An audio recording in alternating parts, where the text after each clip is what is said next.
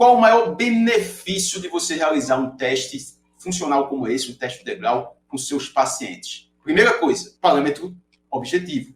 Você tem um parâmetro que você mede, em vez de ficar na sua subjetividade. Você consegue comparar. Segunda, você atende com mais eficiência. Você vai conseguir definir seu plano terapêutico para atingir um alvo, um objetivo. Se você não sabe para onde você vai, você fica sem alvo para ser atingido. Quando você tem um teste de funcionalidade, você tem um objetivo a ser atingido. Um dos objetivos, né? Você vai conversar com o paciente. Terceiro, ele é um de baixo custo. Custo mínimo. Em vez de você ter um espaço de 30 metros para um teste de caminhar 6 minutos, ou ter equipamentos para fazer o teste de glitter, de paciente de DPOC, ou você ter um cicloergômetro ultra avançado para você avaliar o VO2 máximo, ou você fazer uma ergospirometria, teste submáximo, você coloca em prática custo baixo. E ele é portátil. Você vai levar para qualquer paciente seu. Pega lá um paciente particular em domicílio, no seu consultório, simples, prático. Então, tem vários benefícios. Adianta saber realizar o teste e não saber quando, porquê e qual dado você vai ter? Não. Aí não adianta de nada. Por isso que, independente, você tem que ter um conhecimento de como colocar esse teste em prática. O que é que eu vou avaliar? O que é que eu tenho de dados objetivos? O que é que eu vou definir a conduta? Por isso que eu falo sempre de conhecimento teórico, você tem todos os embasamentos teóricos desse parâmetro de avaliação. Conhecimento prático, como fazer, quando, por que fazer aquele teste. Iniciativa e atitude para vocês saber utilizar, discutir.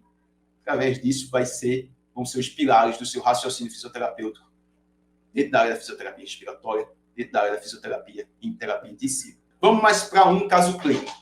Vamos ver se o pessoal já está pegando aí o teste de degrau de 6 minutos, colocando dentro de casos clínicos.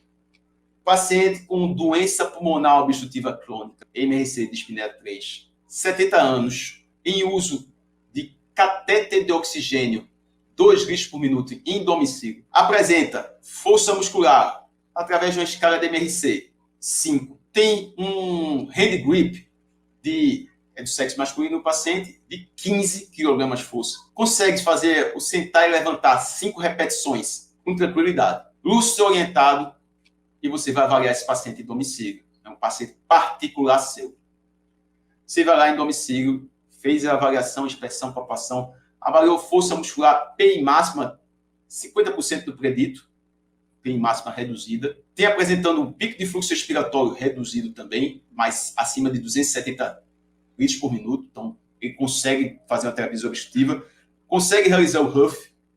O paciente consegue realizar o HUF. Qual teste você pode utilizar com esse paciente? O paciente mora num apartamento, não tem espaço para realizar um teste de caminhar 6 minutos, teste do degrau. Veja, esse paciente tem condições de realizar? Tem. Clinicamente, ele tem condições de realizar.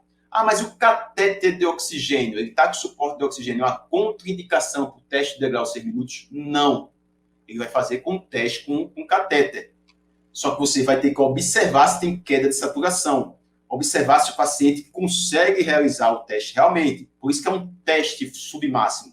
O paciente vai interromper se não conseguir fazer o teste. Ele vai apresentar uma queda de saturação importante. Você está monitorizando a saturação se ele não conseguir realizar o teste. E aí o paciente vai interromper o teste. Você consegue realizar no caso. Então, nesse caso, já é o terceiro caso que a gente está discutindo aqui. Você conseguiu fazer com o paciente. E aí, quando o paciente está realizando, com 2 minutos ele interrompeu o teste. Pô, quero parar um pouquinho.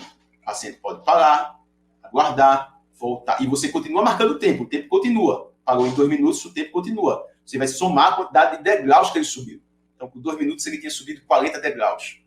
Aí ele só consegue voltar depois de 1 minuto. Você deixa livre para ele. Depois de 1 minuto, ele começa de novo, com mais 2 minutos ele interrompeu. Ele atingiu 80 degraus, 40 com 40. Depois, ele faz mais 1 minuto, mais 20 degraus. 100 degraus. Não, 40, 40, 20, 100. Parou, interrompeu. Primeiro, e aí, durante esse teste integral, ele apresentou uma saturação mínima de 88%. Ele apresentou uma frequência cardíaca máxima de 120 batimentos por minuto. No Borg, ele atingiu 9, por isso que ele parou, mas ele parou no teste de degrau. Você tem parâmetros, vários parâmetros para tomar sua decisão. Primeiro, você sabe que o paciente não tolera um esforço mais do que 2 minutos, subir máximo. Então, você pode programar um treinamento com esse paciente com um percentual da frequência cardíaca um pouco mais baixo, inicialmente. Ou pode fazer um teste, um exercício intervalado. 1 minuto com 1 minuto de intervalo. Você tem parâmetro tirado disso daí. Você identificou que o paciente não cai uma saturação abaixo de 88%, ele já está com suporte de oxigênio, então ele pode ter essa sobrecarga. Veja, você teve um parâmetro objetivo, avaliou o paciente antes de começar o programa fisioterapêutico. Antes de começar o planejamento, colocar dentro da sua avaliação, colocar dentro dos seus parâmetros objetivos para conseguir tomar a decisão. Ficou claro, com mais um caso clínico, como você pode utilizar dentro da sua prática clínica esses parâmetros? Mais um caso, a gente já está, eu acho que o quarto caso clínico discutindo aqui, falando de por que você utilizar o teste integral